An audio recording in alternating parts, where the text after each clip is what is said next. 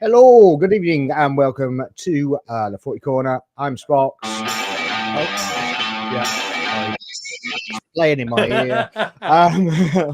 Full schoolboy error. Make sure you can hear it. Make sure the sound's on, but mute it. But there we go. Yeah. So welcome in. Make sure you're liking and subscribing to the channel, and put on the little bell, and you get notifications when we go live as well. Today we've got Bez, who's a returning member. How are we, Bez? Let me put my phone away. Sorry. Pretty much okay, despite yesterday's result, I guess. Yeah, let's. Well, Let's do an Tuesday, I intro, guess. and Was then we not can the get best. into that. So Wednesday, excuse Into me. the kind of the whole feelings of the whole situation, and I'm sure we've all got some kind of enlightening feelings about that one.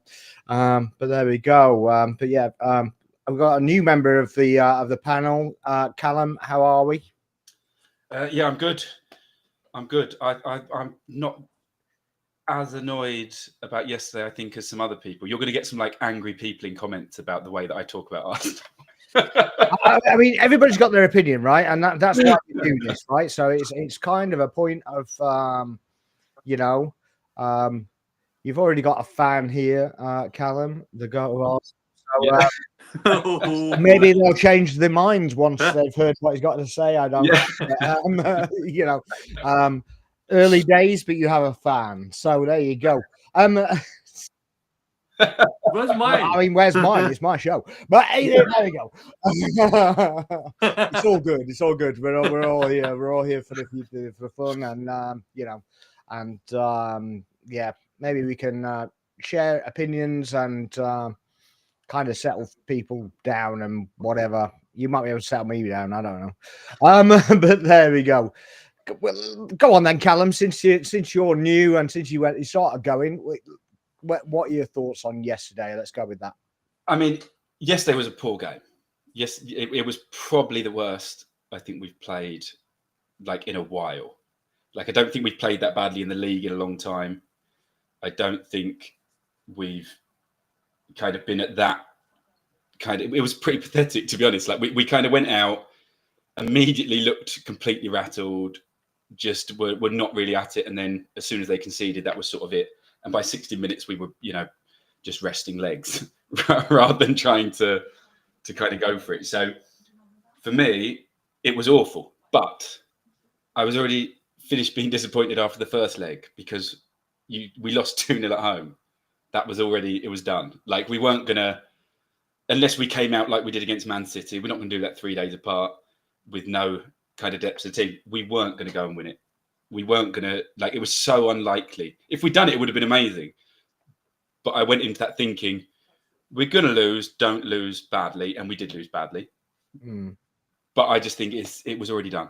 Like, it's the League Cup. So you kind of satisfied yourself that it's a League Cup. It doesn't really matter. We just need to not get injuries. Yeah, for me, Martinelli being injured was more frustrating than the result. Yeah. Okay, fine. And you say we haven't performed like that for a while. Do you think we performed worse than the other two cup games, or the same? Or I think yesterday was the worst of all of them. Because all of our good players played badly. It wasn't like normally if we have a bad game, everyone's jumping on the usual suspects to blame that certain people aren't good enough.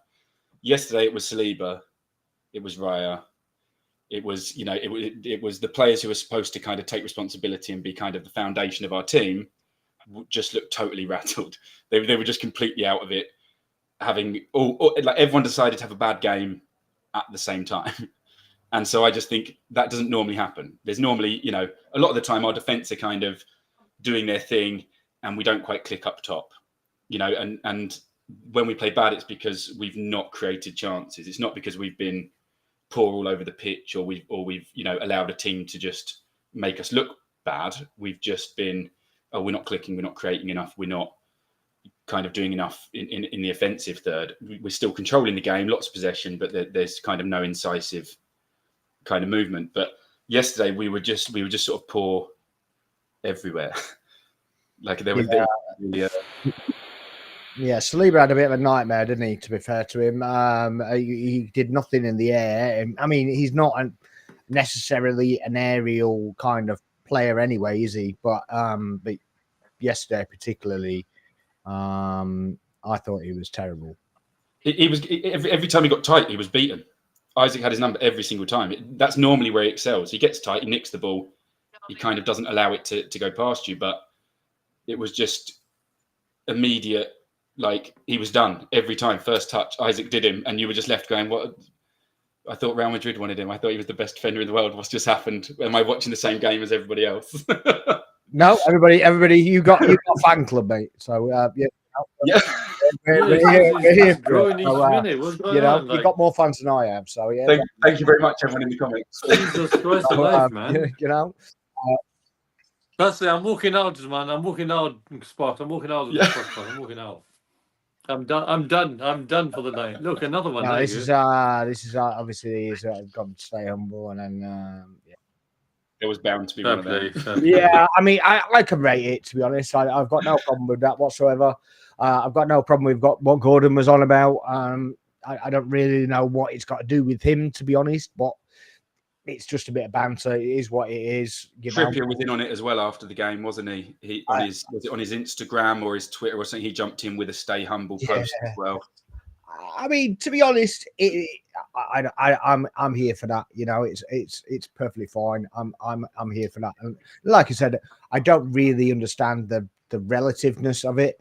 And do you think if that was Arsenal players doing that on Sky Sports on the next episode, we'd have Jamie Carragher and Gary Neville telling us all about how we need to look into social media and how it's used because it's outrageous that Arsenal would be so unprofessional?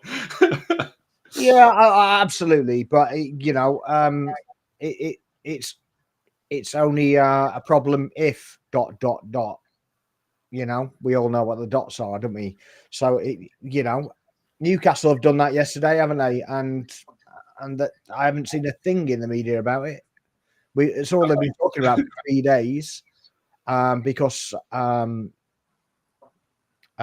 Lewis Skelly did that. But yeah, it's what it is. But yeah, I mean, it borders on the indescribable as well, doesn't it? Because obviously it's you know, a black guy's dunked on a white guy. You know what I mean? And personally, I loved it. I thought it was brilliant. Why are they trying to stop it? What I don't understand as well is you want to give a yellow card for a celebration for whatever, but if somebody actually does get kicked, you don't want to give a yellow card out. It's craziness to me. It's just like this happens all the time at the moment, where the yellow cards are for things like, oh, they took slightly too long on a throw in, they kicked a ball 2 seconds, half a second after a whistle. Yeah, but you'll get either cynical fouls or quite aggressive fouls that are just kind of waved on, and they have a chat and say, you know, calm it down, let's not do that anymore. Yeah, or a studs in ankle challenge is a yellow card, but on Martinelli, totally ignored. Yeah, let go, no yellow card, couldn't believe it. Yeah, a bit mad, but there we go. Bez, how are we feeling now? What are we taking from it? Where we at? Bez is a rant merchant, by the way, so he can go on rants. So you know, if you think quite that clip of me last year having the Rodri outburst, which you guys, you know, Sparks came out. Don't worry, I'm happy to do it again. But the thing is, the way it happened though, Callum, I'll break it down to Callum in the best English way possible before the watershed. I simply said, Callum, I need to go Connor again, but he's not Connor, it's Callum. I said to Rodri, be more humble. You can go Arsenal weak mentality. For me, we just challenged you. That's not weak mentality, is it? We gave you a fight. So clearly, it's like banter. You give it and receive it. If you don't like it, don't be a sports fan, as I say. But anyway, that's life. Yeah, I mean, there's definitely a bit of arrogance involved in that situation, isn't there? Just like, hey, everyone's got it, but it's how you use it and how you come across it. You can be a bad loser, but you can be a bad winner as well, right? And you know where I'm coming from, Spurs. Yeah. I've known you almost 2 years now. Yeah, but that's the thing. You know, you can be a poor winner as well as a poor loser, and course. We can do as F1 fans as well, but F1 is another topic for another day, me and you F1 boys, as you know. But talking of last night, and I can talk about Sunday, talking about Sundays, maybe another part of the segment, but I'll talk about Tuesday first and foremost. From also, as you know, because I've got a busy schedule, highlights more or less, I watched the highlights, and I watched some of the segments, and I'm going to touch what Callum, and this time I'm not say Connor, so I don't know why I'm stuck in Connor in the world. Basically, from also in the highlights, I saw that it was quite disappointing that we just don't. I mean, I was there for the first game against Newcastle. Sadly, I think, as Connor would say, and as he said, sorry, I think the damage was done in the first leg. Because somehow, somewhere, I just sensed like in the second leg, Newcastle would just give us all the, damage limitation was already destroyed.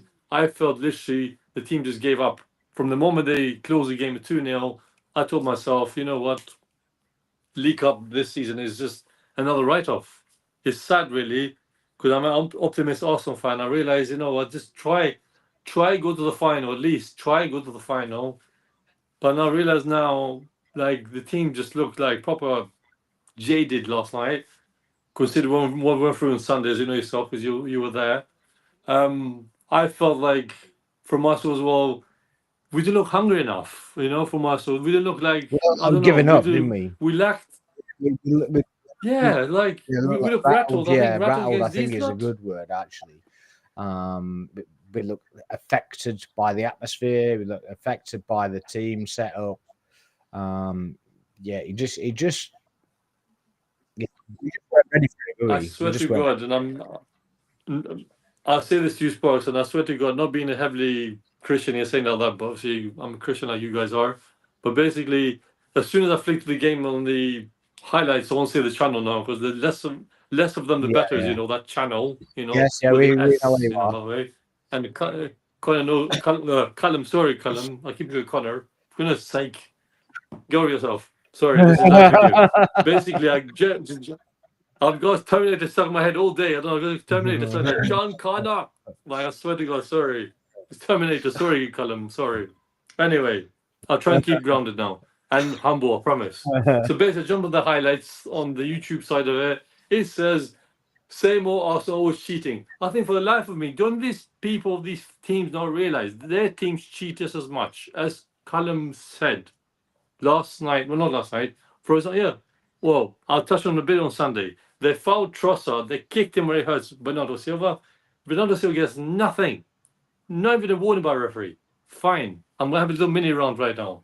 But then last night for also is Martinelli gets clattered, gets fouled, and then apparently there's a tackle. I'm like, clearly the intent is there. We know Dan Burn, that utter BFG, as we like to call him. I won't use any colourful words. He's a beanstalk, isn't he? He's a bit of a beanstalk. Okay, beanstalk it is then. Yeah, beanstalk it is. Yeah. Or is it those storks we see down in Surrey somewhere? Surrey, Sussex, I think, storks. Because our family down there somewhere. A family, It's a family show. Family we spoke about. Yeah, that's stork. Is that the storks? The beanstalk, exactly. I'm glad to know where they are now. I'm so glad to know where they are. But yeah, I don't want to dwell too much on last night because I feel I don't want to talk about it too much. But I just feel like, but then the certain bunch down Sparks, I just feel like now they're attacking Arteta. I'm thinking, so you are the most fickle mind there is. I saw you obviously earlier tweets. I was like, they're so fickle. It's like, go over yourself. All this ranting against your own team, against your own team manager, is just make you have more clicks and more exposure because you're just going to go and let it out. The season's not over yet. There's still like 4 months of the season left, technically, as of this month. And I feel like these people are just losing their head. Oh no, we are the League Cup. This is the same bunch. And I was literally there next to them. And I challenged a few of them, as I told you, in person on Sunday. And then now they're ranting, oh my God, we are the League Cup. Arteta out.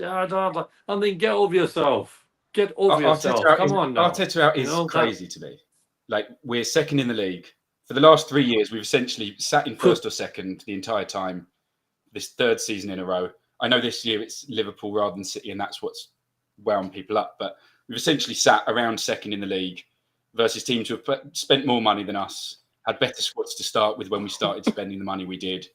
And we've consistently stayed at that level, even this year when We've had constant injuries. We've never really got going, and we've stayed at that level. We're still better than everyone else, even with all of that kind of context to it. We're in the Champions League. We finished third. Big teams have been messing up in the Champions League, even in smaller games. There are no easy games in Europe, and there's been PSG, City, Madrid, teams who would all consider themselves to be ahead of us in Europe, messing up in their early games and kind of having to play another game. We came third. We weren't ever really unlikely to do that. We stayed in control. We made sure that we were kind of professional in the way we approached it. We didn't try and go over the top. We were all about get the points on the board, be conservative, kind of do what you need to in Europe, which for years and years we never did. So it's quite nice to see us kind of approach it that way. But we're third in the Champions League, second in the league, and everyone's acting as if like the sky has fallen, Arteta has to go, the whole project has failed. And it's like, look at the injuries and look at the holes in the squad. How is that your conclusion? Like, why are you not sitting and going, what are the club doing? How have we failed in summer and in January to fill gaps that we all know are there? 3 windows, by the way. 3 windows, not just 2. 3 windows. Because Nketiah went the summer before. Yeah. So we didn't have a striker from that point, really. Yeah, but I think it became. Did he go the summer before or last summer? I can't remember now. It might be last summer. Yeah. I think that was when it became really obvious. Was in summer. It became very obvious that we needed someone else. I love Havertz. I will defend. It's a hill I'll die on. Elite footballer. Almost everything he does is exceptional. It's just in the moments you want him to do stuff really well that he doesn't quite do it. It's in the finish. He's not an amazing finisher. I think we can all agree on that. But a lot of his movement, his touch, the way he kind of plays is fantastic. But he's not a striker, is he? He's just no, and he can't play every game. Striker. And it's obvious in certain games that he's not the right player, or that he's been running non-stop, every 3 days for the whole game, and you're going, but what do you change him for? There is no one. Can I please interrupt you, Callum, and say, like, for me, because as obviously most people know, and I already repeated myself a lot, I was there for the Villa game at home, United game, FA Cup, and then League Cup of Newcastle, as I just mentioned. The man, he's a big lad, taller than me. I don't know about you. Well, I know Sparks taller than me, unfortunately. Sparks, you're a tall man. But yeah, I think he does a lot for the team. Yes, as you say, his scoring ability is not the best, but he does so much more, and yet he goes unnoticed. I usually in the stadium sit there thinking, why do people like to criticize him? Yes, you can say he didn't have, as you say, clearly speaking, he didn't have his best game yesterday and the day before. He scored 1 goal, fair enough.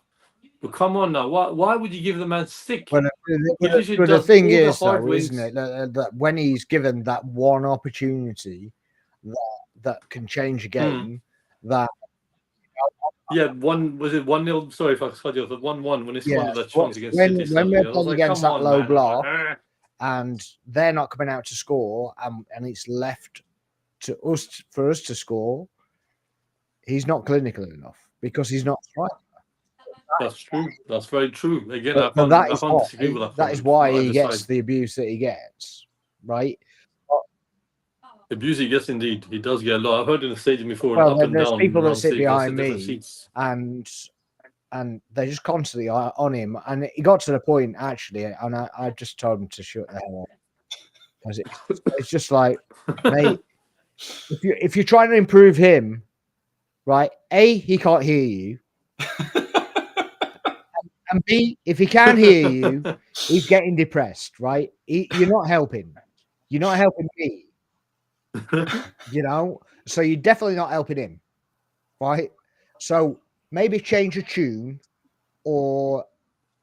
And it frustrates me because he's one of our hardest workers every game. Yeah.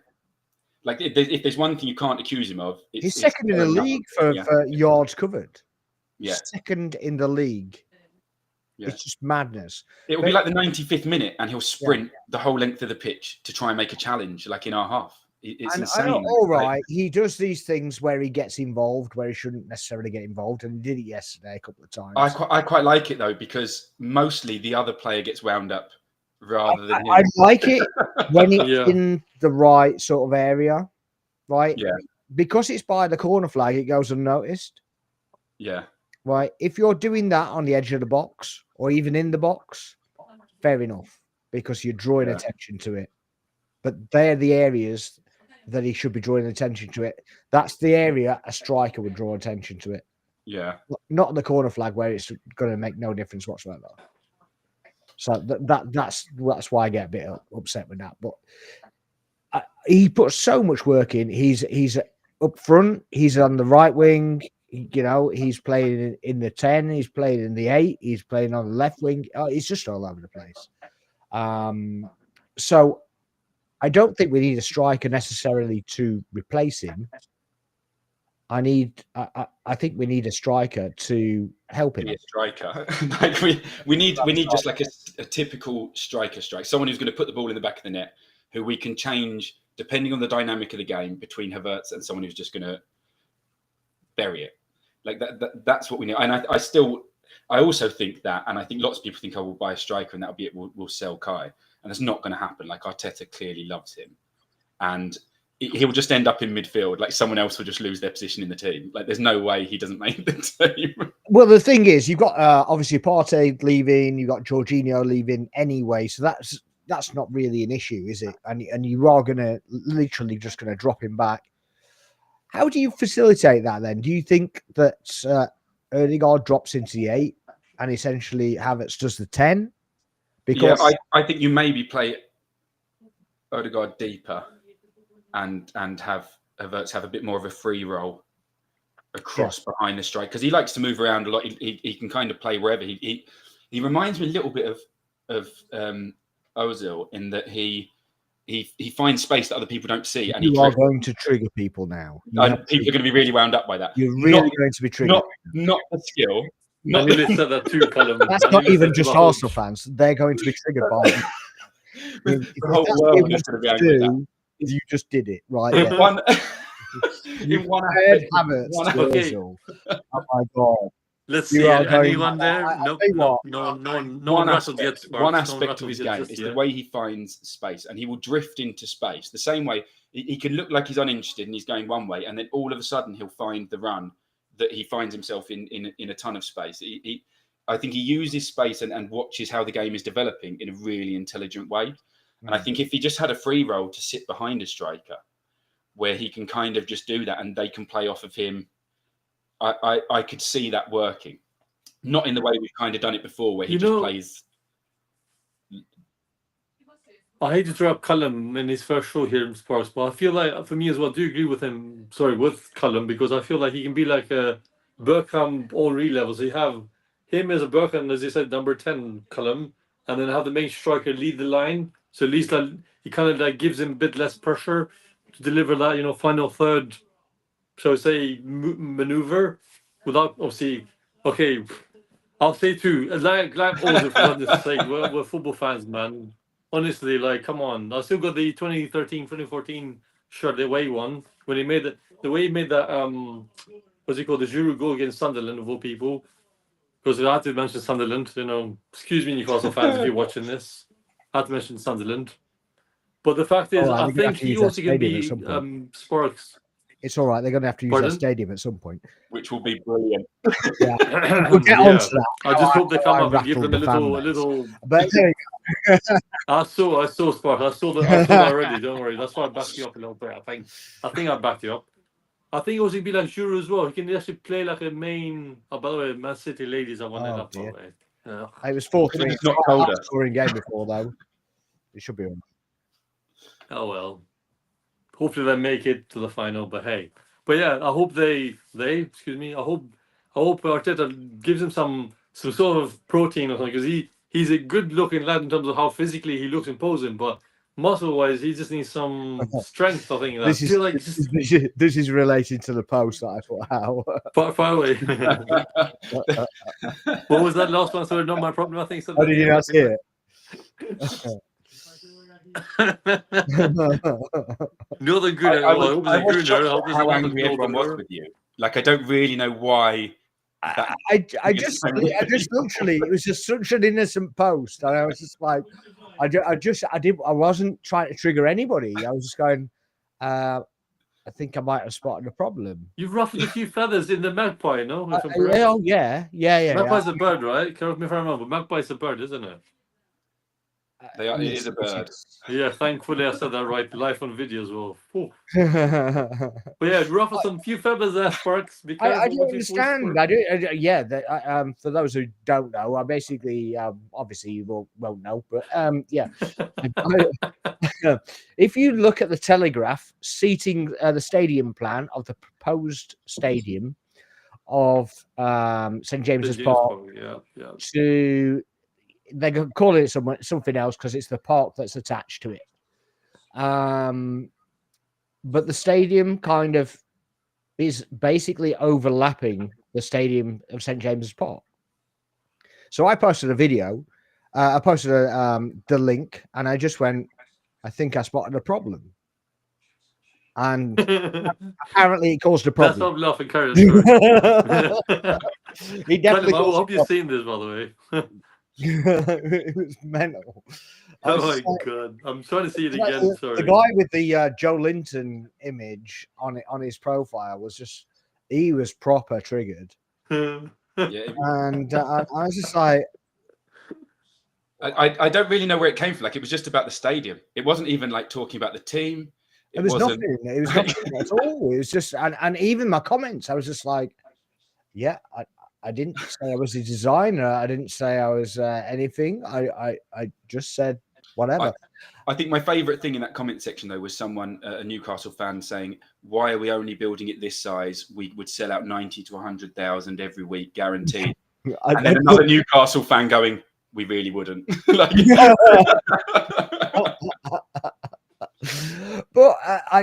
so I basically this kind of went on. Exactly that. I don't think he does like me at all. But thanks, Philip. But yeah, it was a bit weird because I was like, well, I haven't said anything wrong, and I've triggered you for some reason, and a lot of people were just saying, well, it's because you don't support Newcastle, right? Okay. So I looked at their posts, and they're talking about the Miles Lewis Skelly celebration. They're talking about this, talking about that, talking about the other.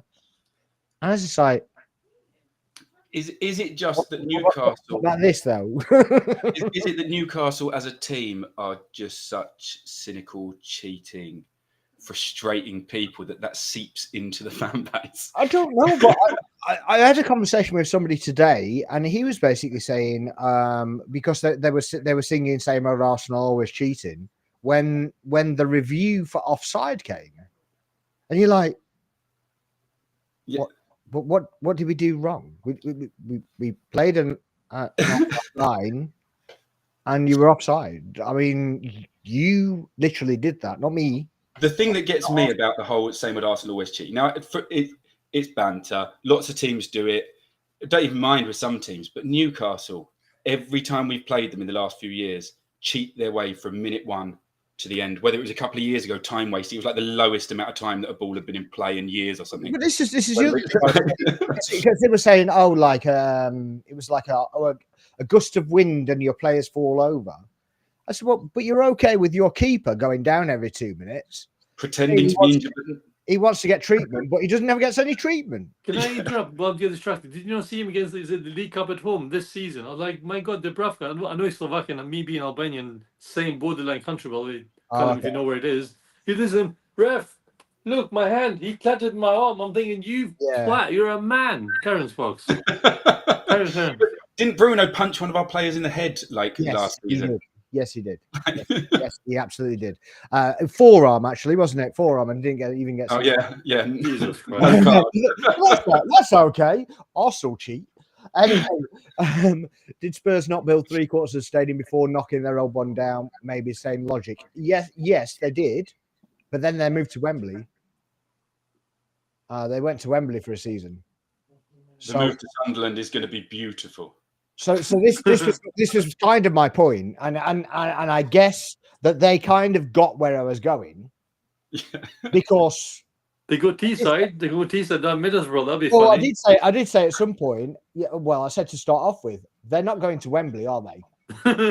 Am I checking now, Spurs? Well, Long trip for home games. You know, that's a long old trip, right? So they're not going to Wembley, and I guess the bitterness it kind of bubbled up because the realization that they would have to share Sunderland's ground, Cap in hand. rent Sunderland's ground. I reckon that's probably what did it. To be fair. That was the straw that was in there that broke. Yeah, I mean, it was nothing that was kind of premeditated. I mean, I just kept going because they kept going. Yeah. You know, just kind of where it led. It was just like, well, it's kind of not my fault. It's the nearest stadium. But then somebody said that they'd be interested to rent Murrayfield. So like Murrayfield or something. I was like, okay. I mean, that could work. But I mean, it's a rugby stadium, isn't it? Is it an actual football stadium, or is The it? thing that makes most sense is definitely Sunderland. Like stadium. Well, to be perfectly honest, right? Because they ignore the they play their alternate weeks. So you set the schedule up alternate weeks, didn't you? Yeah. So, as much as it doesn't make sense, it does make sense. They're just a little bit soft up north. Well, I mean, to say that they're walking around all hard, you know, off in the cold and all this lot, and I make one comment about a stadium, and the whole of the northeast went. In fact, actually, there was one guy. I can't remember what his name was now. But one Geordie guy, and he went, I don't get the hate. It's just like, just made a point. Don't get the hate. And I was like, mate, that's exactly how I'm feeling right now. I'll tell you what, I do find that, like, amongst Twitter, like football circles on social media, the rage goes from 0 to 10, like, immediately. I said the other day that people said like about people were saying, "Oh, Odegaard looks really tired," and I said, "Well, he's just had a baby. He's going to be tired, like you are." And people just went absolutely in on me. Like I just got hate messages. I was blocked by loads of people. What was this for? Having people tagged for saying that Odegaard would look tired. Oh, he was tired because he had a kid. Yeah. Oh, okay. I just got savaged, absolutely savaged from all angles, from Arsenal fans, from rival fans, from get him a nanny. What kind of man is he? He gets paid enough to not care about his child. Like, just insane stuff. And you're like, how is this where we got to from pointing out that might be why he looks tired? What are you upset about, Northern Gunner? What I didn't say that as well. What are you upset about? As well. Right? What the hell? I mean, if you got work out from my accent that I'm not from down south, I don't know what you're... My wife's from up north, so it's all... I'm a Northern Gooner as well, mate. I'm near Montenegro, so I'm a Northern Albanian, so definitely can be that. Safe in that book. There's nothing meant for disrespect, my friend, whatsoever. But I'm Northern myself, so I got nothing against the North. I've got a father-in-law that I'm quarter Scottish, right? And my father-in-law goes off about jocks all the time while I'm sat there. And I'm just like sat watching the rugby, whatever. I do support England, but when England, Scotland, he goes on about it all the time, and I just go, still quarter Scottish, Yeah, doesn't take a blind bit of notice, but so yeah. What's this? Can we discuss how Odie looks? Is that supposed to say old or Oddie? What did Odegaard know? I think that's what we're trying to say. Or is it? I think so. Who said be soft? He said no. What his meaning is that they got butt hurt very easily. Very. That's what it means. That's what it means by that. Very triggered. You might have a point. Yes, I think you might. Well, Talking of Northern topics, and I'll say this then. I mean, without attacking anyone personally in Northern Gunner and anyone else in this podcast, I for one It's do like see me. I'll just cut you off. Yeah, I kicked out. have the power. as I was saying, every Northern team, as far as I remember, Watershed growing up or in no this watershed. country, hates Arsenal with a passion. Every Northern team I know, as far Who's as I know, this? every Northern team we play against, just it doesn't. They don't like us. I have found. I don't think it has to be Northern or Southern. I mean, I saw. Or Birmingham, or sorry, Midlands. Yeah, I mean, I saw Chelsea fans that basically I don't want Arsenal to win. Completely understand that. Completely, you know, Fine. it's the England rivalry. Completely understand. You know, even though they're not in it at this point, I completely get it. Right? Liverpool fans, when they're not competing for the title as they are now, I don't really get advocating for City because our owners are very similar to Liverpool owners who want to do everything on a self-sustaining model. Yeah. Basically, doesn't matter how much we pay to have our season tickets, to have our tickets, to just go to the odd match or whatever you're going to do. Doesn't matter how much we pay. They're not interested in that. It's just what they make. They're just not interested.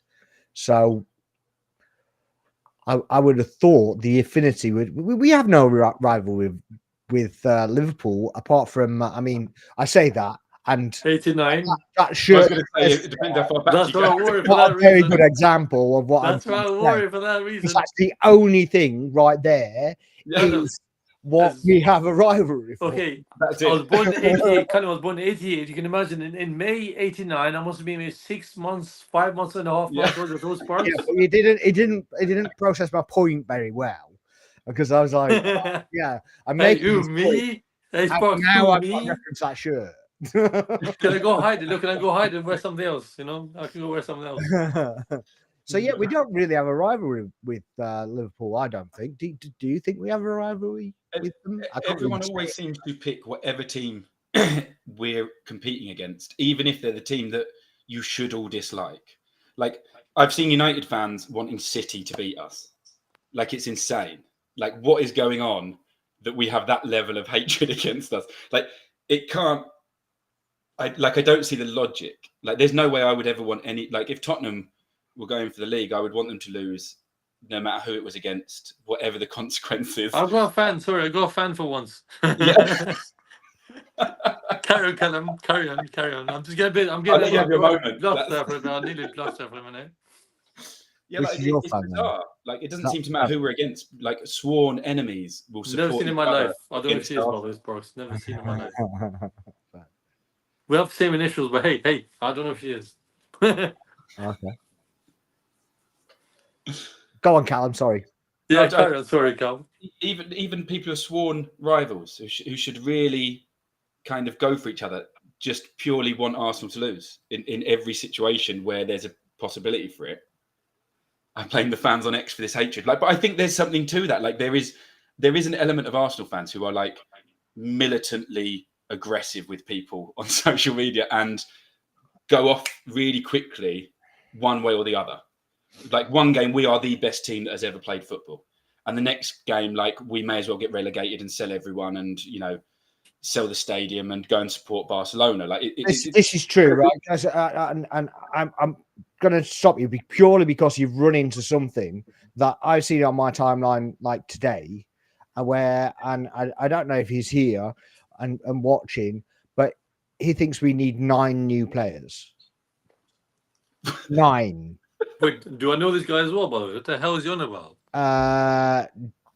Jelly something or other. I can't remember the name. If it's Jelly, then that's a topic for another day. That's Yeah. what 3 or 4 players. That's it. 3 or I 4. think we might need 5. Not the whole Striker, squad, man. Not the whole squad. striker, winger option. Yeah. Goalkeeper. No, some kind of other attacking midfielder, and that can be someone young, but we need someone. A right centre back. Yeah. And That's yeah, another centre back option, just because they're all made of glass. Otherwise, I think. Well, we don't have anything on the everybody's left sided really, aren't they? So you basically got. Well, not if because you've got White or Timber or Well, yeah. Tomiyasu. Yeah, Tomiyasu going to go anyway, isn't he? Because he is made of glass. Yeah, I think that's the only reason why. If he was fit, I don't think you need someone because I think he's a really high quality player. He just isn't. Yeah, I agree with that, but he is never fit, is he? No, so with him, it's like a one in, one out situation. Likewise in midfield, if with Jorginho and probably Partey going, you do need to bring someone in, but Zubimendi looks like that's probably what's happening there. I hate to interrupt you, but Jorginho has a 1-year contract for next season. What? Does he? Yeah, he already has a contract for next season. I don't know. Next season, he's still.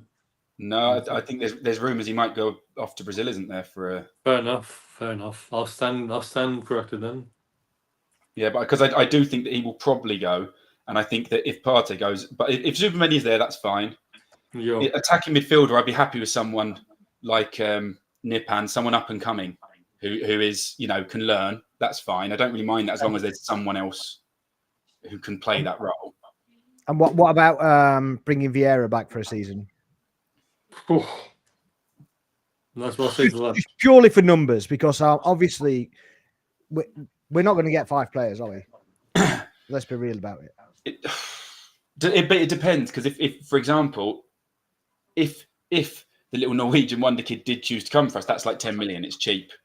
He's ready to come in and do a backup option in the first team. So I think we could do that alongside. So you put him straight in and he's backup. He's basically Nwaneri. He's Lewis Skelly, whatever it is. Yeah, straight into the team, ready to go, ready to be one of those breakthrough young players filling a gap. Okay, so he comes from a different league, and he's just literally just going to walk in, say, "I run the show." He's not going to run the show. He's going to be a backup. But I think when we're playing cup games, for example, cup games, I think he plays. I think if you get teams where we're totally dominating possession, and so you just need someone who's got some quick feet, who's a bit creative, who's going to try something different, like you get with kind of young talented players. You throw him in and he covers that so that it doesn't have to just be Odegaard every single game, every minute, because he's like our only. So do you agree with this, that we have 5 outgoings minimum in the summer? I agree with him. I agree. I mean, we've got 2 automatically, right? Jorginho and Partey, because it doesn't look like he's being offered a new deal. There was talk that he might be, but he'd have to take such a big pay cut, I think, to stay. That I would halve it, to be honest. Yeah, I can't see him. Because I think he'd get paid more somewhere else than what we'd be willing to. He wants a 3-year deal up at Highheard as well, so he ain't getting that, is he? No, not a chance. I just don't think there's any chance of that. So they're probably going. I don't think Jesus is going anywhere because I think he'll still be injured and no one will buy him. So I think we will still have him for a portion of next season before we can get to the maybe point. A January window, potentially Saudi. Yeah, maybe something partway through. Yeah, but I don't think we can easily get rid of him. Who else is there that we're thinking definitely goes? I mean, we're definitely losing Tierney. We're definitely Zinchenko's probably gone. I think Zinchenko we might get a bit of money for Tomiyasu. I think they'll keep Tomiyasu. I think that Arteta really likes him. I think they'll take a punt on him because they only gave him the shorter deal last time around because of his fitness. 2 years, didn't he? He got 2 years. Yeah. So I think if by the end of the season he's fit and he's training well, I think they'll take a punt on him staying fit. If he gets another injury and is looking awful, then he might just be gone. Yeah. So Northern Gunner saying Zinni, Jesus, Kivior, Sterling, and Neto. Yeah. Well, Sterling and Neto are our players, so I don't think we consider those leaving as such. And I think Sterling gets replaced by if we're bringing in a winger. I think that covers that because I think Nwaneri has shown that he can be a winger backup rather than just a central player. So I think if we get someone else in who's actually at an elite level, I don't think Martinelli or Trossard are going anywhere. I think that gives us options there. So I think 1 in, 1 out with Sterling. Neto, 1 in, 1 out. You don't see Trossard going? No. Not yet, I don't think. I think he's essential. I think there's potential. If we get another winger, I think there's potential that that maybe he gets rid of Trossard. I don't know. I think that leaves us short again because Trossard. Well, no, because you've obviously got your new winger, Yeah. and then you've got Ranieri. Ranieri, he can play both sides anyway. Martinelli could do the same. Yeah. Yeah. I mean, yeah. Maybe Trossard. I mean, if the right money comes in, he might go because he's not getting any younger. He's not going to get any better than he is. I don't think he's a useful player. But I don't know. Despite the big eyeballs that he has left, poor guy sleeps as nice as I call him. Yeah. Bless his heart. I mean, he's younger than me and he's older than me. I feel bad for him. Honestly, I see that. Literally, I see the eyeballs thing. Oh, sorry, eye bags. I say eyeballs, eye bags. I think, man, have some sleep. Well, a power nap more like. Also need a solid left back with left wing and a top striker. I mean, the left back, I think we're all right with. Is that main topic? That last word. Yeah, I'll get there. But yeah, we do need the striker and the left winger. I think I'd completely agree with that. I think they have to be done. Those two deals above anything else. If we don't get them in, we're asking for the project to stall. Like, we're not going to go any further than we are without refreshing our attacking dynamic.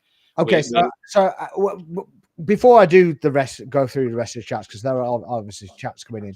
But do you think the project is still viable? Do you think it's still a project, or it's what do you consider it to be now? Yeah, I think it's still a project. I think we've essentially rebuilt a squad from nothing. We had the ashes of what was left over of a squad that we've had to kind of pick apart and turn into the squad we have now. We've built a squad that is clearly the best of the rest, but isn't quite at the I'm leaving Sparks. I'm giving myself yellow card. Time out. I think. Time out. I'm leaving already. I'm leaving, man. Yeah. Garge has got a picture of Garnacho, I believe it is. So not for long, he won't. Yeah. Yeah, I was saying. I just realized this is gonna show that blood frock. He will, because he's staying forever. No one's buying him. But we thought that no one would, especially not for that money anyway. Yeah, but they need to be replaced because we aren't keeping them off what we've seen. Yeah. But yeah, carry on, Callum. The ages though of this squad, everyone's still, the vast majority of the players are still young. There's the odd kind of older player propping up the squad, but the kind of core of our team are all young enough to play together for another handful of years at the kind of top level. But we need those players who are going to turn it into a winning team, like with the real difference makers, and that's why I think it needs to be. That's why I think it's. I mean, I rate it. Your club's in the mud, and you're still trolling us. So yeah. I was going to say, what team does Philip support anyway? He's a United fan, and I'm trolled more by United fans than any other fan base. That's why they're coming after you. The thing is, I completely get it, because obviously they're in still a downward spiral, and they've won a couple of trophies, so they can still say it. We can still, take crap for this because we haven't. They did manage to win something, and we have to get to a point where we go, well, something's wrong. What needs fixing? But for me, it's about the club being willing to take that step. They need to be willing to. Sorry, Callum. Bloody hell, man. Oh, God. The comments are brilliant today. It's about Callum, it says. It's all about you. Sorry, I don't want to sing myself. No, don't do that. The weather's fine here. We don't need it to rain. Okay, fair point. Yeah, sorry, Callum, go on. For me, it's about the club being willing to take that step. Like we saw it before in the Arsene Wenger years over and over again, where we would build a squad that was very good and was just below the level they needed to be to win something. And you'd go, we're one or two players. We're just where we need to be to do this. And then we'd sign no one or Petr Cech. And we'd fall away. Why did you have to do that? Yeah, why? I like them at Chelsea, but not at Arsenal, man. Because this is what happens. We get that close, and then the club go, but we are top four. We are making the money. We are kind of, and they're willing to like hope from that platform that we get a trophy.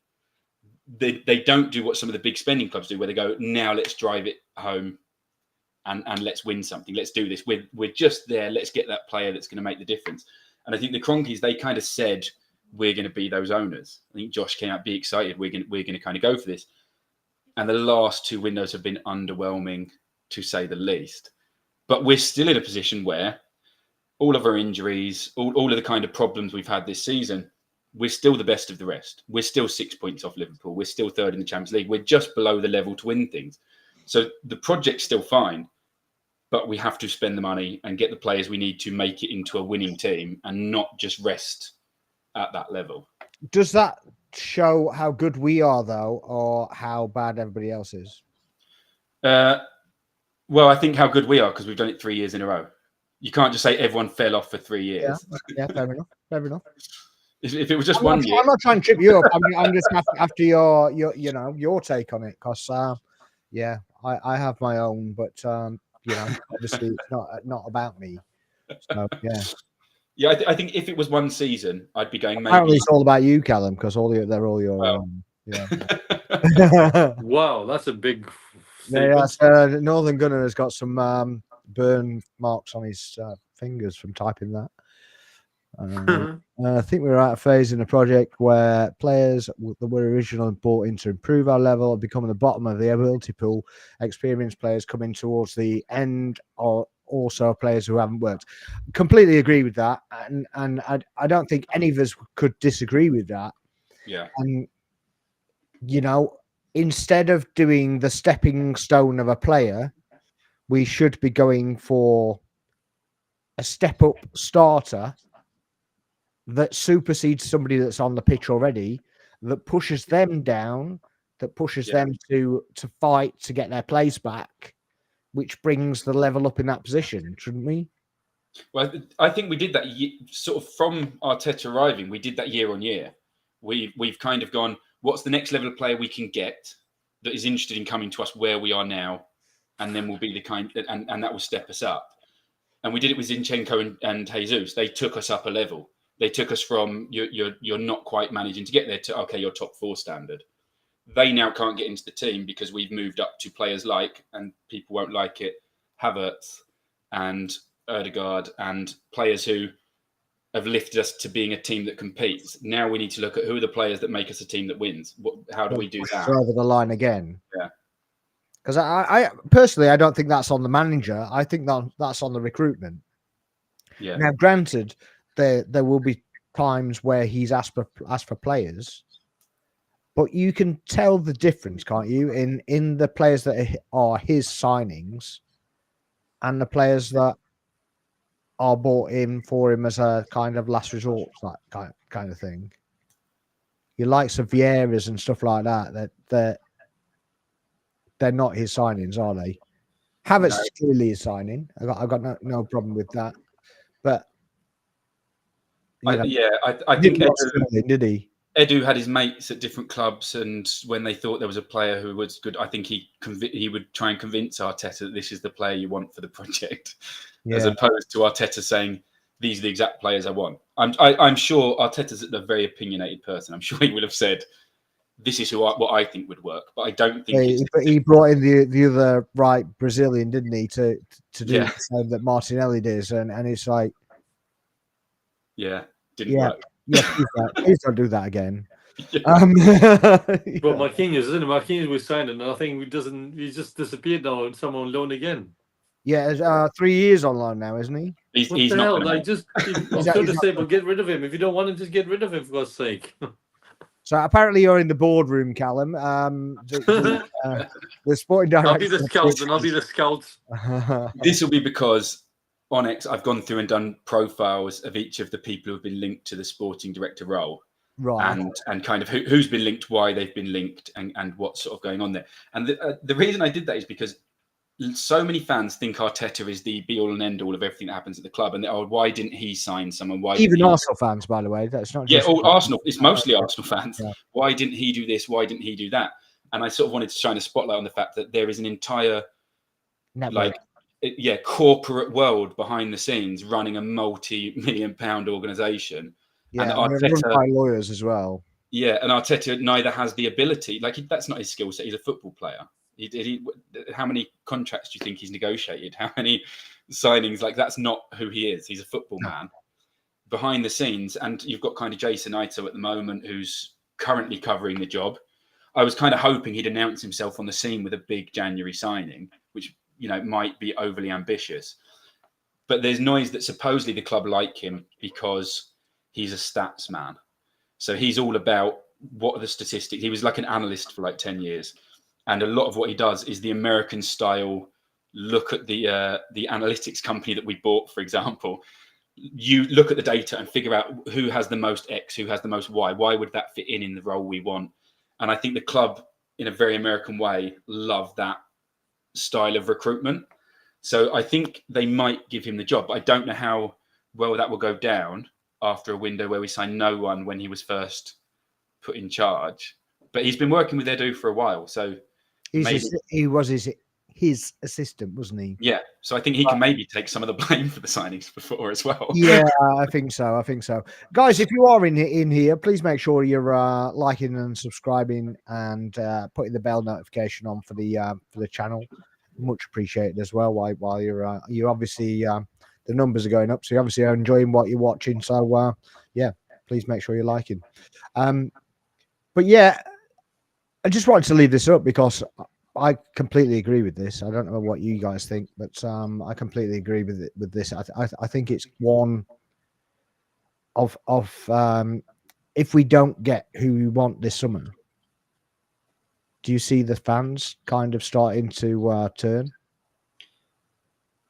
Yeah, I think the patience. It's running thin, isn't it? Yeah, people have been really excited, and that's kind of lasted for a certain amount of time, and some of the wind has gone out of that. Despite, as I say, the position is nowhere near as bad as people make it out to be, but some of the enthusiasm is going. And I think if we had another window where we got Sterling loan type signings, I think that the feeling towards the club would start to change, and I think they'd then start to struggle. And what I don't want to see is that pressure all ending up on Arteta, because I don't think he's the issue. And I think given the right players, I think he's incredibly intelligent when it comes to football and understanding how things work and what's going to kind of happen. I think basically any player who's played with him talks up about how he sees the game in a different way. And I don't think there are lots of managers like that. Lots of people are man managers, or they're different kind of styles. And I think he's a proper football man. And I think if you get him the right players, he succeeds.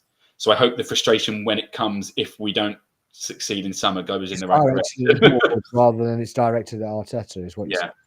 Yeah. Would you agree with that, Bez? What's your take on that? No, I totally do. Arteta's got good football in mind rather than brain. Because people think his brain sometimes is a bit too big for his own good. I, for one, do want him to be able to, yes, contribute to, say, what player he wants, not like somewhere clear and sale, shall we say, because as you know, in the past we saw players for that cut price, just to get rid of them, and you know very well which bunch, which I don't want to dwell into that now in the past, but for us, I feel like we need to, for once, and I say this, I hope I'm wording this right tonight, I want us to be able to put the foot down and say to these so-called, other teams, we are Arsenal, we mean business. Yes, we have to clear out some players like the Deadwood. I think we said that last season together when I met you first time at the end of the 23-24 season, just get rid of some Deadwood, There's players out there clearly in this club, without saying who, because quite a few of them, just to get rid of them. But at the same time, is not just for the sake of letting them go, but also buy players who clearly are there to fight for the shirt. And I'm sure I said this before. The young players out there who care to play for this team. Don't just sign any player who's got a big head or who's got a big ego, who just comes in the club and just says to the fans, you know what, I'll do it my way. Like, I'm sorry to say, but Alexis Sanchez, I loved him very much, but the way he treated us as Arsenal fans, that was disgusting. So for me, I don't want other players to be a drama queen. I do want a player who cares to play for this team that we all love. That team brings us together as one. But I, for one as well, I want the manager to have a bit of input from his side to say to the owners and the so-called covering sport director, as Callum alluded to say to him, I want this and this and this. I want this guy to go. I want this guy to go. So to come and go. But surely as well, let's see the bigger picture. So put the foot down and say, let's make the business early. Don't leave it so bloody late. Otherwise, we're going to suffer again. And then obviously, you guys said as well, we're going to start making noise. We have the right to make noise because we support this team. We buy the merchandise. We buy the tickets. We're there day in, day out when it's cold, freezing weather, as you know. Even on Sundays, Spurs. It wasn't the most warmest time to be around Arsenal area, but it still shows a full house. But at the same time, something has to change, and surely, hopefully, lessons have been learned or be learned as we go along. Well, but that's why it's a big test, isn't it? Because of course it is. Sparks, you know me very well now in person as well. You know me very well. I can be very vocal. I can be very optimistic. I can be maybe with a hater sometimes. I can maybe roundabout. But there's no way I'm going to say, oh, Arteta, our brigade. I'm not going to do that, horn. Maybe not just yet, but obviously, but I'm not that type of fan to just say, oh, let's jump on the bandwagon and just say Arteta out, shall we? I still believe this is still a project, but the project needs to be constructed the right way. Like when you're building a brick house, you build it up. Rather than you break what you just done, Arteta needs to keep going. If he doesn't keep going, then for me, sooner or later, he will probably think himself he has to move on and get someone else who's a bit of bigger, better person as a manager, as we know. Yeah, for sure. You get what I mean? I don't want to dwell in too much, but you know what I mean. No, I completely get you, and it's the same for me, to be honest. And I haven't run out of patience, but I'm getting there. Same. I'm getting to that point, and it's just like. And I don't blame Arteta, actually. I blame Arteta for some of the results that we've had where he hasn't necessarily adapted properly. I blame him for that. And that's a good question. Sorry, that's a good question though. I'm getting to that. Sorry. But, yeah. So let me just finish this piece and then we'll get on that. But I don't think he's faultless, but I don't think it's all on him. I know he does have an input on the players. Ins and outs, but he's not the be all and end all. And at the end of the day, he has brought in. They have brought in players that he's just had to work with, and he's not necessarily being convinced about them, obviously. But there we go. Why wasn't Osimhen or Šeško bought? If you really wanted to challenge for the title, who wants to go first? Yeah, I mean, it's not. I could go all night. I say it's not same as well. Same as well. There were other possible strikers as well. It wasn't just the two of them. There's a handful of either elite or potentially elite strikers that could go for a figure that we could pay because we didn't spend the money that we could have in the summer, and the club have chosen not to on this kind of idea that in the summer there's this, this wave of something special that's going to happen. And I think they've created a rod for their own back, because if they bought Watkins, people would have gone, okay, then that was what was available and we kind of done this. And then if it didn't work out, I don't think anyone would have been annoyed. By not going for someone, summer has to be big. Because do you think do you think what they did with Watkins was reasonable? Do you think what's your take on Watkins' situation? There's one of two things that happened. They either made a bid they knew would not be accepted so they could say they tried because it was good PR, or they just thought that Villa didn't actually want that much and thought it was, for his age, and that he would want a move to us and that he'd agitate for it. And I imagine behind the scenes he tried to go for it. He's an Arsenal fan. He will have known that was his one chance at getting that move. They maybe thought that pressure might be enough. Villa have brought in all kinds of forward players in the window. Like, I've not seen anything like it. No, mad, isn't it? And so maybe they thought there's room there for that to happen, but they weren't willing to. They clearly didn't value him at enough money that he's clearly not their target. In the summer, it's clearly not Watkins they're going for. That was if we can get him on the cheap, we'll do it. But otherwise, yeah, I'm not sure about the actual reasoning behind it, but it kind of does look like it was a PR stunt, doesn't it? Yeah, I'm not going to say it is, but it could have been. Well, why wouldn't you bid again? I'll say this too then. I'm sorry, but I'll say this too as well. He loves playing against us as well. Every time he plays against us, he's bloody scores, no? It's because he's desperate to play for us. It's an audition every time he plays, isn't it? Mm-hmm. How many auditions did he pass? Exactly, yeah. But I got to the point and I was like, I'd have loved to have Watkins, but I think 60 million was too much. But then to then bid 40 million, I think it's a bit ridiculous. If you're gonna bid and they've said 60 million, maybe if you put 50 million in, they're seriously considering it. Unless they thought we'll go in at 40 and they'll realise there's a genuine chance of selling him, and they might come back with something. They're putting 60 because they think it's Arsenal. We need a striker, and genuinely thought they were trying to play us, and then went, "I know they're being serious. We're not paying that. let's walk away from this." Yeah, so maybe it was something like that. I don't know exactly, but yeah. But I think it sets us up to. It has to go well in summer. Yeah, I really think it's starting to get to that point where it's got to go well in the summer, and if it doesn't, then I think I don't think all fans will turn, but I think you're going to be looking at a good quarter of the fan base is going to start. It will start being noticeable. Yeah, is the silent minority will become a lot more vocal, I think. Mm. A young spine are now coming into the prime. Saka, Saliba, Gabriel, Odegaard. It's now a case of supporting them with better players. Any player in the current squad need to be the ones fighting. Said before. Well, that's the thing. But if they're not getting supported with players, then how long is it before they start wanting to leave to go to other clubs that have got more ambition? Yeah, I think if we try and it doesn't work, they will stay. I think if it feels like we're not going to try, they will go. Like some of our players are genuinely like elite level, could play at the best teams. Yeah, and choosing to be at Arsenal. Yeah, and we've seen it before over the years with your Fabregases and your Van Persies and players who love the club and what they wanted was for us to spend money and win titles with us.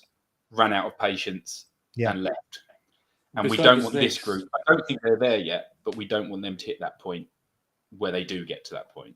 No, beside the snakes, but we might beside the snake because I know we just see as a year of snake in Chinese zodiac, but unfortunately, in my time being an Arsenal fan since late 2003, I haven't counted so many snakes. I realized, I couldn't grow affection to these players so much anymore. Like as far as you know me, I can never put a name at the back. I wonder where you were going then. I wonder where you were going then. No, I'll continue. So basically, I'm saying I can't. I just realized what you said, Sparks. I can't put a name of a player back on my shirt just yet without realizing this player will be somehow have a legacy of this team. Okay, not be a legend quite like Dennis Bergkamp or Henry or Dier or the Lundberg's type, or I can waffle all day if I could.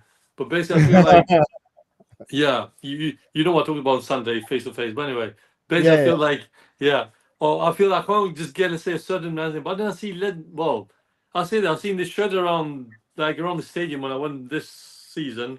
People are wearing the same Henry with his shirt. I was like, but Henry don't play with his shirt, you plum. Why would you wear Henry with his shirt? I think Henry was like one of them with Erdegaard on the back of it going around. Yeah, 15. You've seen it too, right? I'm sure. I'm thinking, why would you wear an 89 shirt with Henry at the back? Just for me, it's just thinking. Henry didn't play with his shirt. Okay, I get he's a legend, but he didn't play with his shirt. And it gets much worse, at least have it factually correct.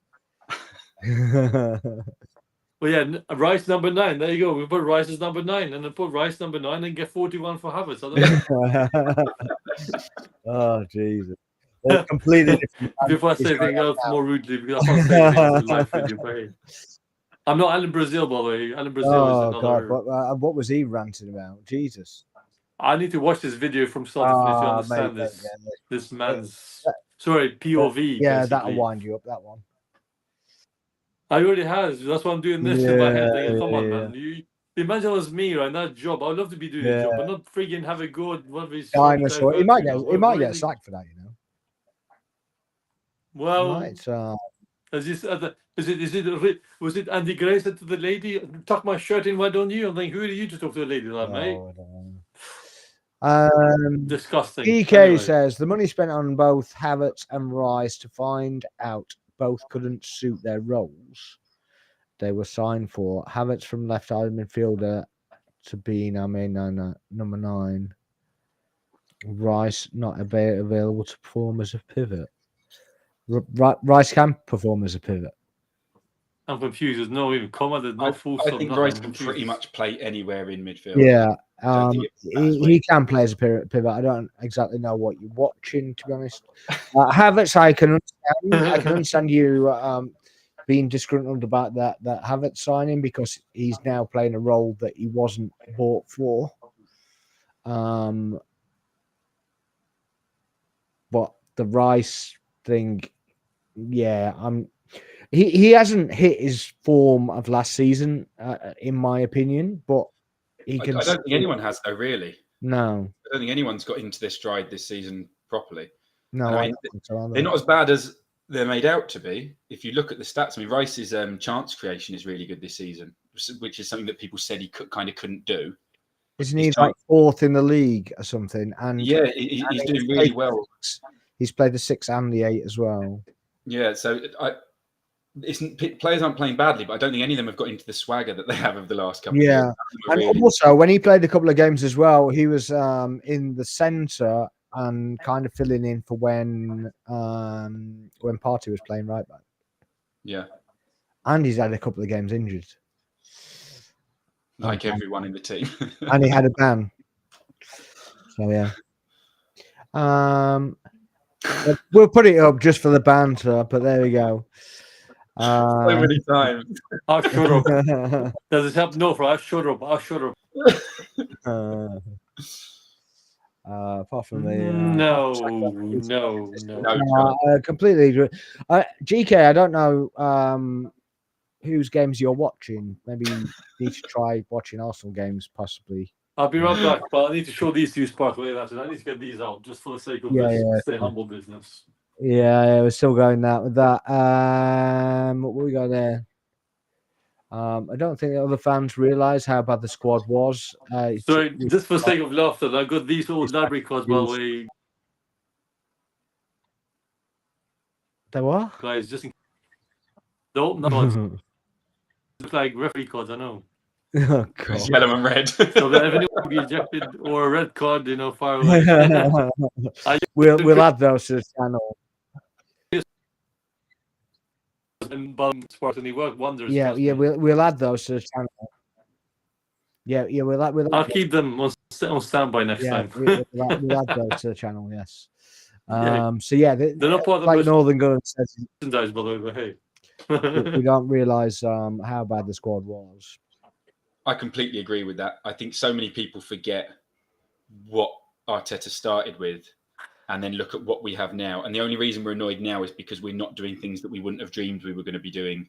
I think conveniently forget as well, don't you? I mean, it's just like it's a stick to beat him with a little bit. Yeah. Do you believe Arsenal will win a trophy this season? And what happens if you go trophyless again?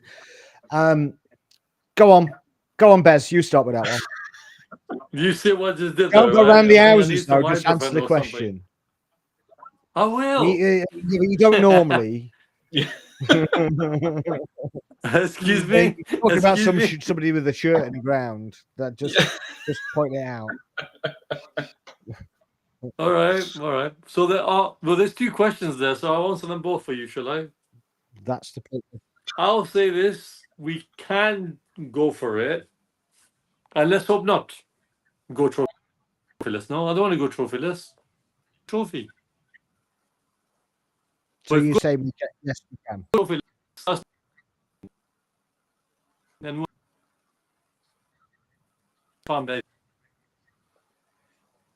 unless you want to buy a trumpet for my birthday, be like, yes, do Arteta out. That's what they want me to say. Or a trombone or a tuba. I don't know. Oh, or God. saxophone, more like. Can you be on any more random tonight? What's what is wrong with you tonight? Jesus Christ. Is that a bad or a good thing? I don't know. I don't know. I've completely lost the plot now. Well, I'm thinking about Sunday too much. That's the problem. I'm thinking about Sunday too much in my head. Yeah. Callum, please save the stream. Yeah. Do I believe we will win a trophy? I don't know, because barely anyone actually does win a trophy. Like, if you look at the history of each trophy, Man City essentially win them all, and occasionally someone else gets one. Do I think we can win a trophy? Yes. I do think we've got an outside chance in the Champions League. If the draw falls nicely, if you look at the way it's set up, you can get a very easy draw still through to the final. And I say easy, it's Europe, so you never know. But you can get teams that you would think we have a good chance against all the way through to the final. Or you can play all of the heavy hitters in a row. The new format doesn't save you from kind of either outcome. But if we get a good draw, why not? Worse teams have won it. Worse teams have won it than we are. That is true. That is true. But you need a hell of a lot of luck. And I don't think we've had any luck this season, have we? Maybe we get some now. We've had none so far. Maybe it's time, for a little bit of it. Saving all the luck for the Champions League. Yeah. I mean, I'm here for it. I'm here for it. There was a post put up there, still no UCL, because it's the original. Yeah. The unoriginal original. Yeah. And you're like, Jesus, do you think we're not sick of it? Do you not think we've heard it like a million times? Yeah, it's. I do think we have a chance at it. Like, I don't think we're likely to win it. I wouldn't put money on us winning it. No, but I do think we have an outside chance of winning it. I think we should take it seriously. And in the league, yes, they've got a game in hand, but it's 6 points to Liverpool. At some point, as I say, a lot of stuff is luck at this level of the game. Like, if a couple of injuries, Salah goes down with a hamstring that keeps him out for a month. They have three poor results in a row. All of a sudden, the league challenge is on. If you look back at last year, Liverpool were 5 points clear, 8 points clear, something like that. When coming up to like 10 games before the end of the season, they finished third. It can so easily turn in 2 or 3 results where things don't go your way. That all we have to do is just be there, stay with them, stay as close as we can, and see if they just storm it. Then fair enough, good winners. At this point, it's out of our hands, isn't it? Yeah. We're relying on them dropping points, and I'm not sure that I see them dropping 3 wins. If let's say we beat them in one of those games, then it's 2 games. That's if we can control that. That's something that's in our hands to win the title, is beating them at their ground. That means in 2 games they need to lose. Yeah. Outside of other results kind of happening. And earlier in the season, I was sure it would happen. I watched Liverpool a few times and I thought they're getting results, but they don't look very good. They just have Salah digging them out over and over again. They've now actually started to get into a bit of a rhythm and started to look a bit better. And I'm not as confident that will happen. But again, things change quickly. Look at our season, where the last couple of seasons, we've often been brilliant for like 90% of the season. And then we'll get 3 bad results in a row that totally changes what's happening for us. We'll have a little blip and it's not 1 game and then 1 game 10 games later. It's 2 or 3 games in a row. We mess up and then we're back to being on a fantastic run. We just need Liverpool to do the same thing that we've done for the last couple of years. Okay, no. Oh, this is where our RVP was overpriced, he said. He was cheap as anything. It was ridiculous. Yeah. That still hurts. Yeah, absolutely. Yeah. And he's still a snake. No comment. No He's comment. still an absolute snake for that. Yeah, that's where I do relate his comment. Yeah.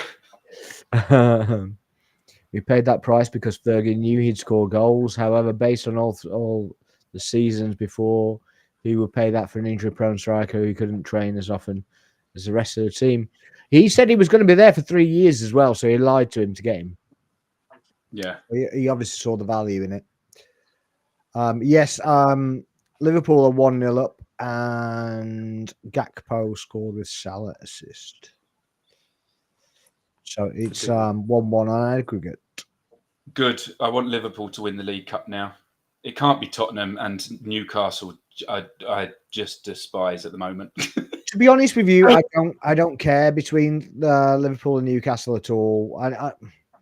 Somebody said, right, and this is mad. This is mad, and it could only come from one of those two clubs, right? He said it would be the ultimate face-off, with it being Newcastle and Tottenham.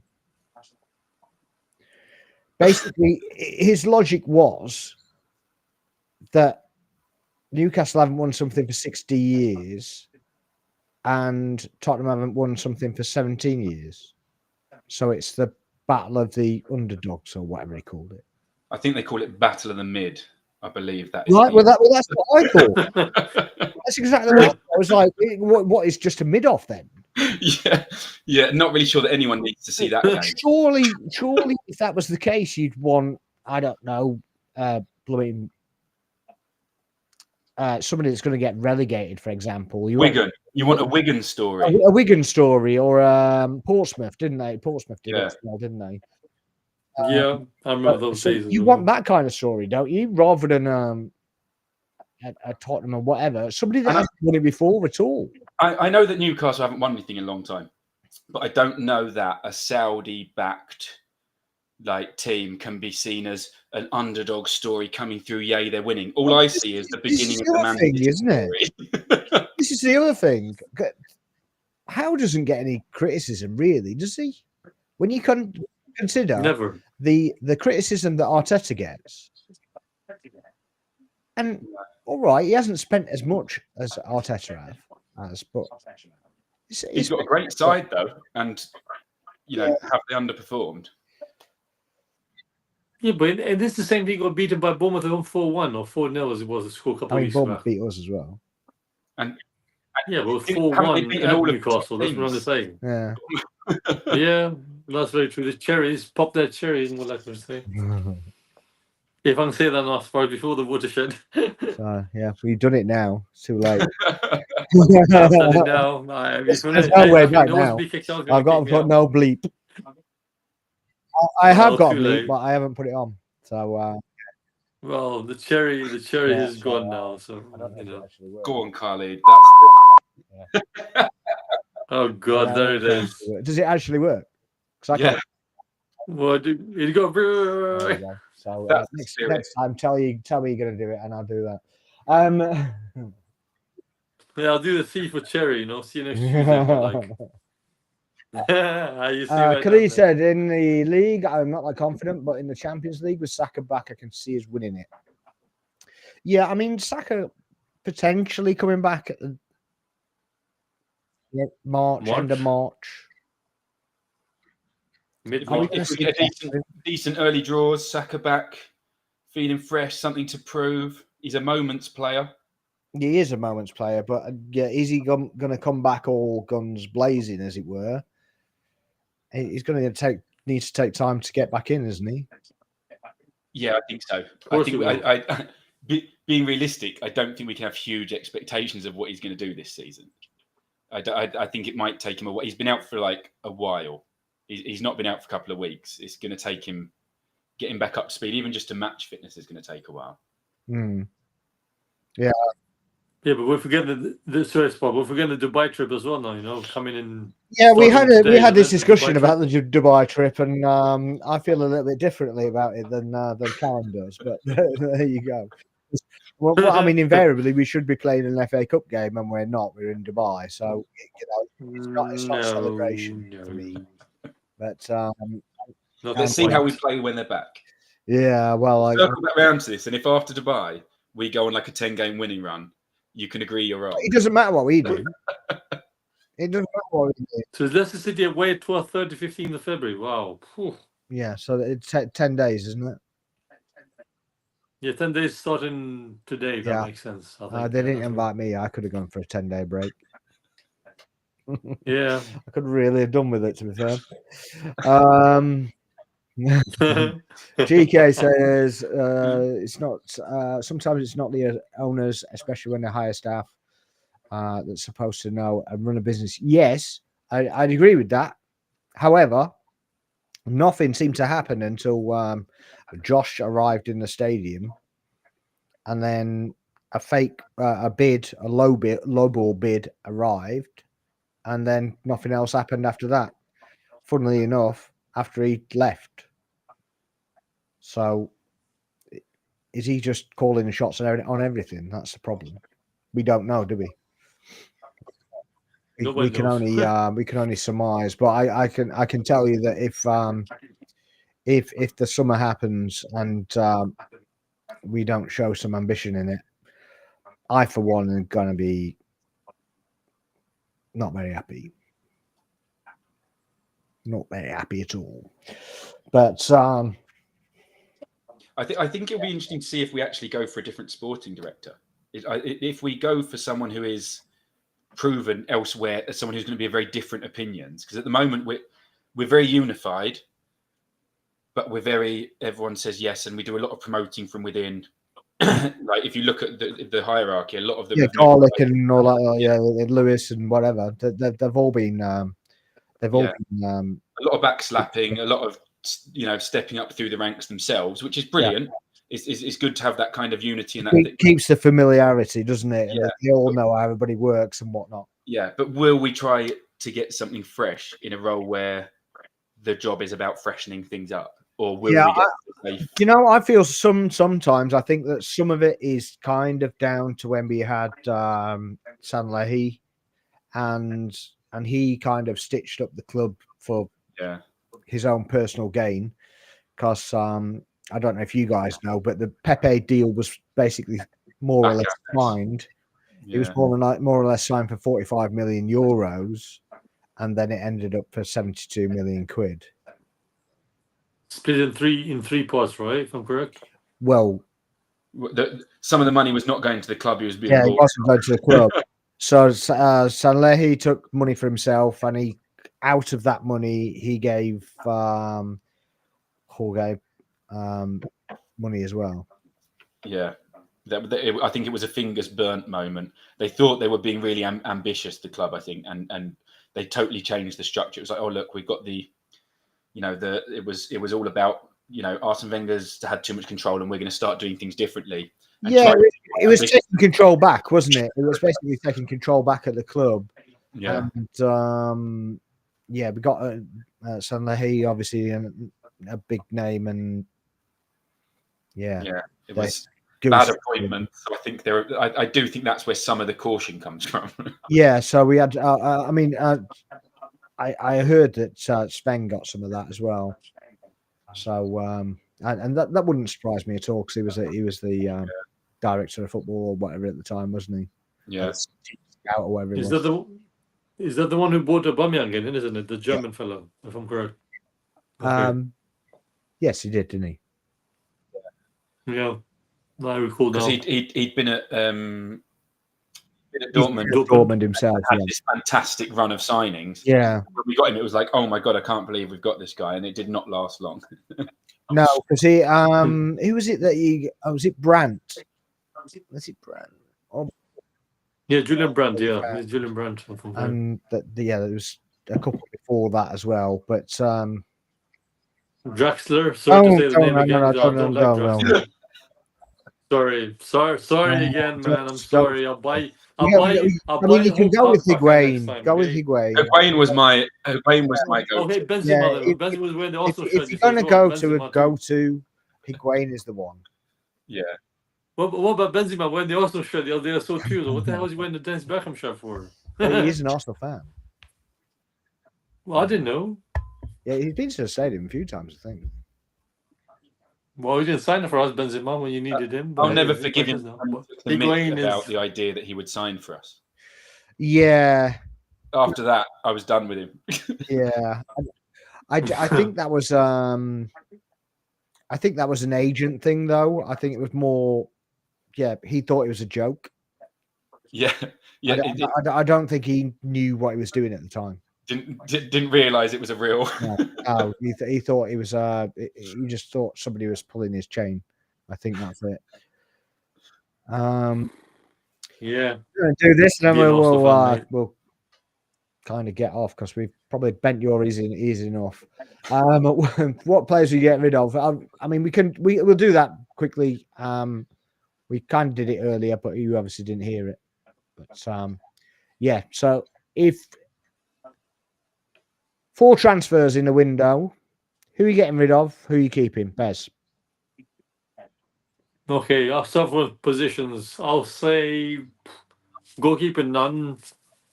I hate to say it, but it looks like Tierney is going in this race because somehow Arteta doesn't want him. So Tierney is out, sadly, as much as I love him.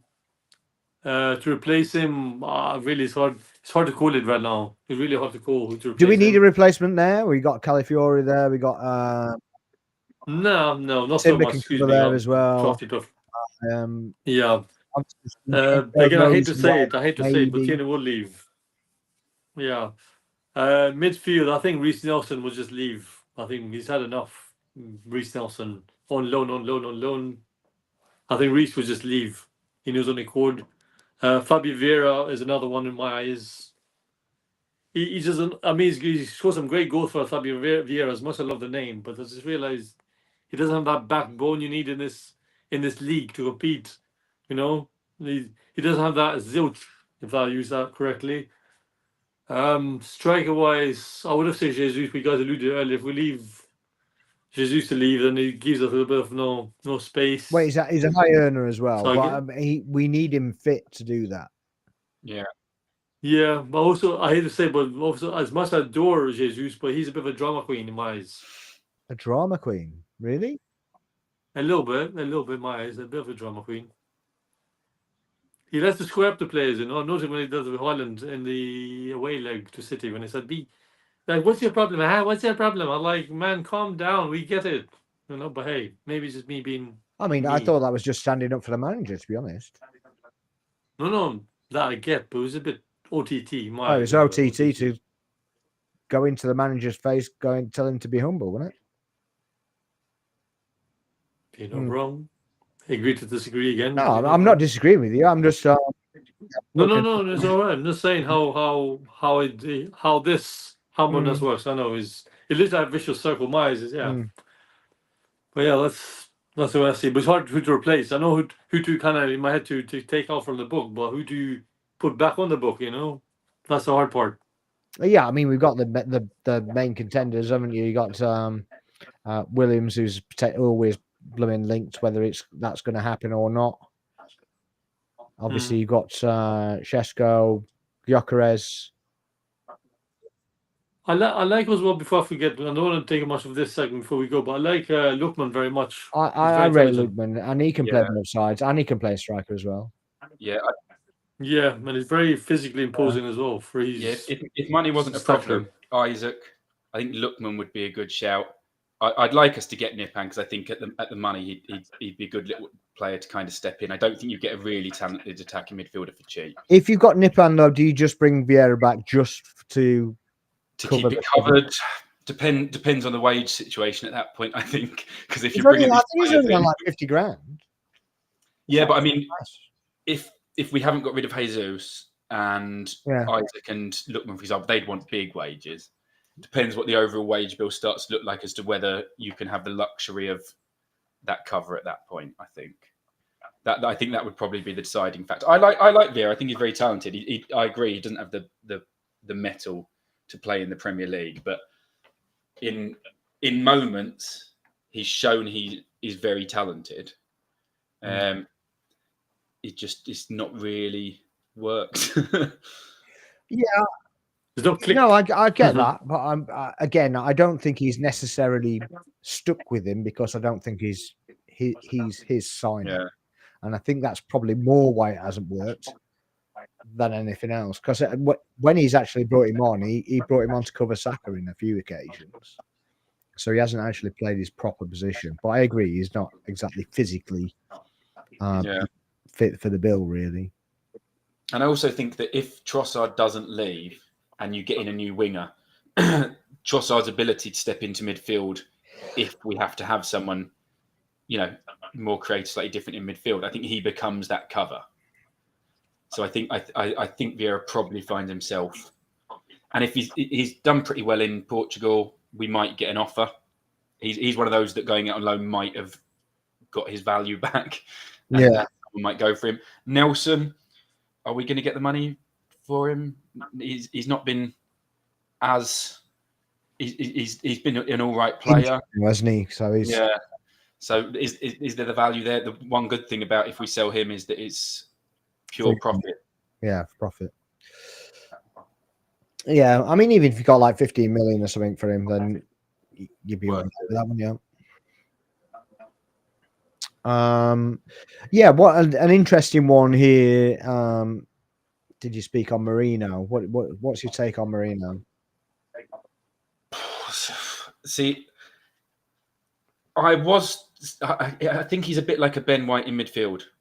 He's like a 7 out of 10 every game kind of player, and I don't think he's ever going to do anything. I don't think he's regularly going to take the game. He's not going to take the game by the scruff of the neck. He's not going to be the one that does something amazing, but he'll just kind of always be at a certain level to plug into that gap. And I don't think we should be thinking that he's going to be part of our main midfield trio. No, I think he's a bench player at the moment, don't you? Yeah, but I think he's a solid bench player. I think he comes in and it does a job. But yeah, he's a bit of a he's got a use. Is that what he's got a big use. He's a facilitator, that boy. Yeah. Yeah, because he's Zubimendi's best mate. I was about to say that too, but speaking of that quickly, Spot, without going off topic, I promise, but I feel like, as Callum alluded to, he makes kind of sometimes the hard things look so pleasant in the eye, but like simple things, he just gets like, please, I'm not attacking him. He gets Atalanta, Inter Milan, excuse me, because of the same colours of their shirt. Basically, I realized the way he put his hand up for the penalties, I was like, man, just keep things simple.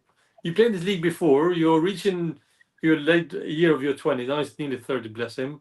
I do love him. We signed him around my birthday time last year. Well, yeah, it was last year. But I just feel sometimes he tries too hard. I feel what he needs to do, I know he's an Arsenal fan inside, of course, and which is nice for us to have that in our club. Be like Calafiori. Attack when you need to attack, defend when you need to defend, but same time is just keep things simple. Yeah. And his English is very good as well. He speaks really fluent. Yeah, but the other thing you got to think that he doesn't have his best mate anymore. Yeah, and that when you're actually changing country, he's around Spanish people, he's around people, but he doesn't have his best mate, and he's had his best mate there the whole time. There's a few of them that like playing together.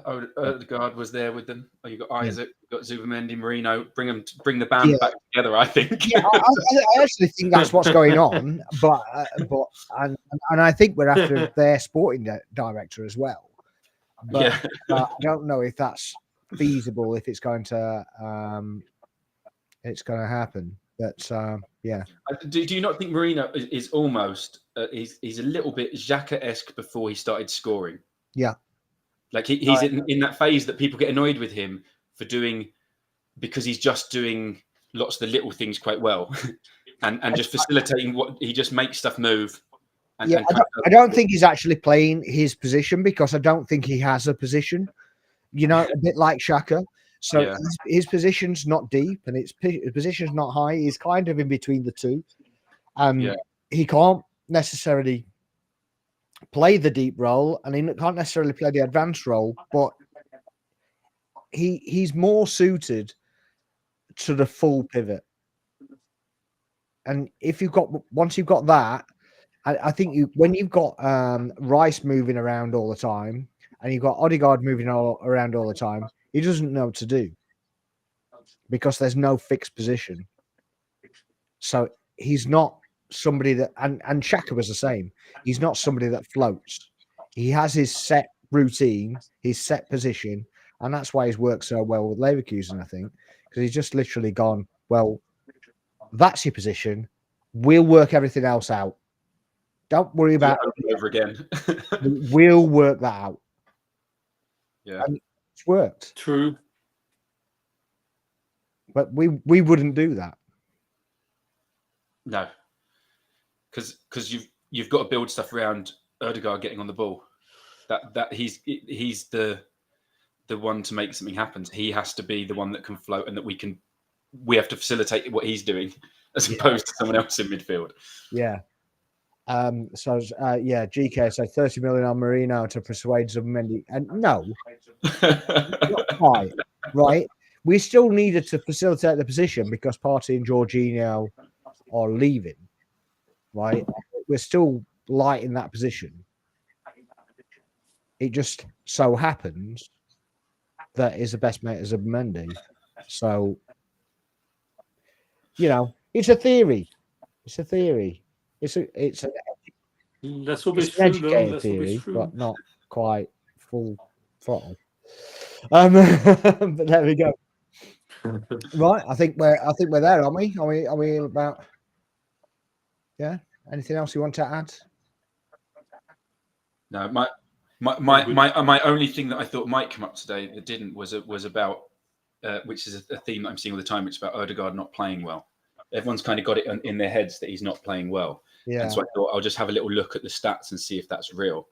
Yeah. And his chances created this season, everyone thinks, he's really not doing it. He's not creating the way he normally does and this kind of stuff. And if you look at for the minutes he's played, he's just slightly better than Bruno Fernandes, who United fans think is brilliant this season and how wonderful he is. And look, he's the one making everything happen.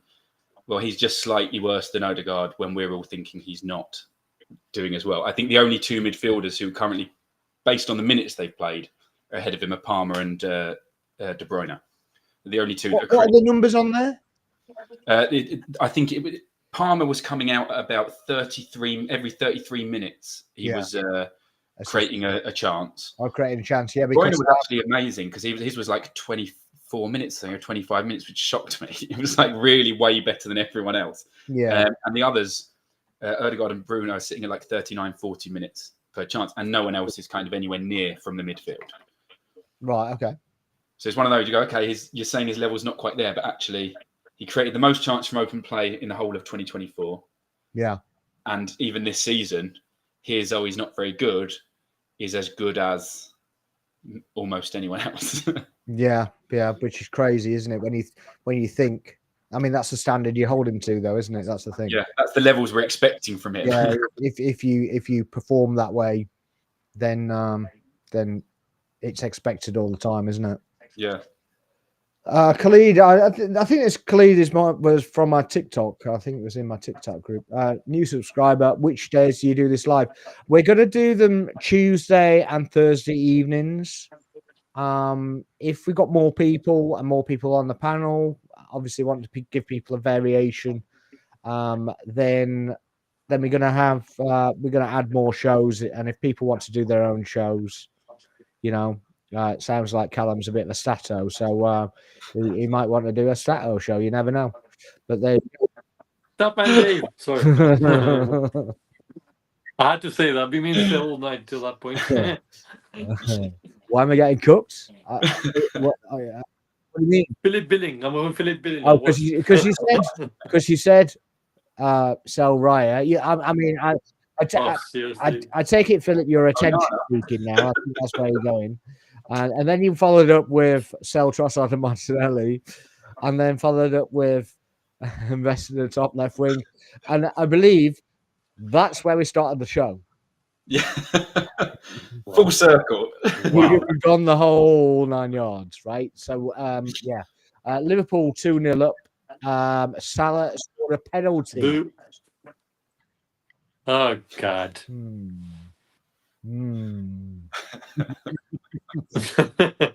Hey, I'm not nothing saying is anything. I'm not saying it wasn't a deserved penalty.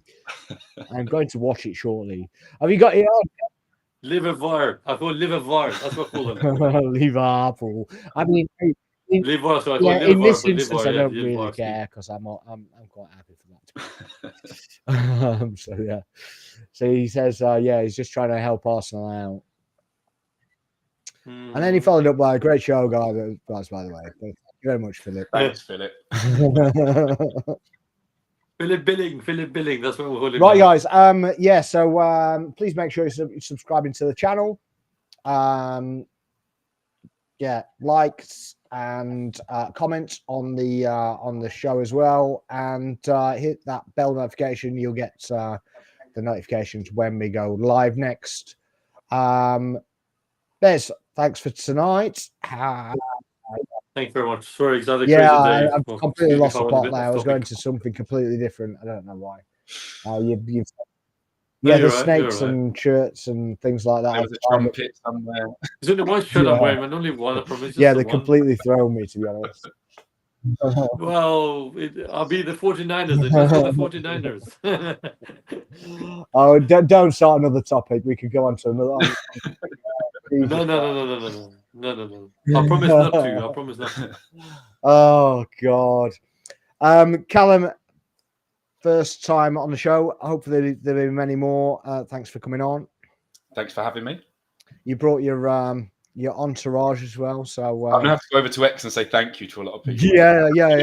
So, I'm gonna have to like another 50 messages when he messages each person individually. Thank you very much. Thank you. And I go, I have to like every single blooming message. There we go. I hope you guys have enjoyed the show we have here. I've been Sparks. This is a Footy Corner. Subscribe to the channel, and we'll see you all next time. Good night.